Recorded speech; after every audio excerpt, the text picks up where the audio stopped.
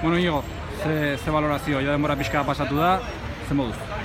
Gustora, egia esan gustora. Momentuan helmugara iritsi gerenean pena pixka bat, ze bueno, gure amet esan domina bat ateratzea joko olimpikoetan, gertu izan geha, baina bueno, basekin oso zaila izango zala, herrialde guztiek oso ondo prestatzen dute probarik zailena da, eta bueno, basekin lehiaketa on bat dite genuen, oso aurrean ediliko geniala, top bostien eta dominen burukan, alaxe izan da, lehenengo bostetan zaikatu geha, baina bueno, egia esan lehenengo hirurak izugarrizko estropa egin dute, eta bueno, ezin izan dut irabazi. Dominak urrun gelditu dira, ez? Pixkat, bazegon koska bat, ez? Onartu diguzu aurreko hirurak errapatzea oso zaila izan dut. Bai, lehenengo hirurak izugarrizko estropa egin dute, eta egia esan eman gaur superiorrak izan dira, gu baino hobeto ibili dira, eta dominak hori, azkenean hirugarren postoa segundu bat baino gehiago geratu zaigu.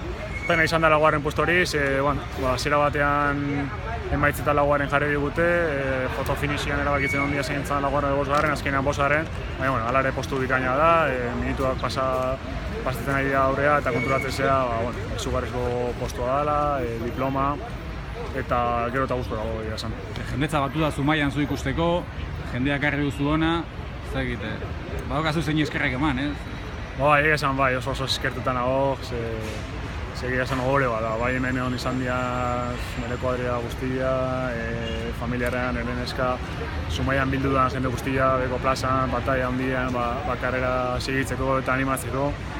Eta, eskerrak eman mundu guzti horrei, egia esan, zuen berotasuna sentitu dut Riotik, eta mil esker eman dira zuen bultza handi horregatik. Zerengoa, orain zer? Baina porrak? Bai, egia esan urte pila handi joa goi mailan, ia 10 urte Blumen pilo bat entrenatzen, eta egia esan gorputza deskansu bat eskatzen dit, pare bat diate dintzat, gelditu, pila kargatu, eta gero indarrekin hasteko. Eta gero berriz entrenatzen? Bai, datorren urtean... Tokioz dago, urruneo gertu? Bai, momentuz Tokioz urruti dago. Urtetik urteren nahi dugun, datorren urtean munduko txapeketa daka, eta udazken ontan hasiko naiz, prestatzen munduko txapeketa.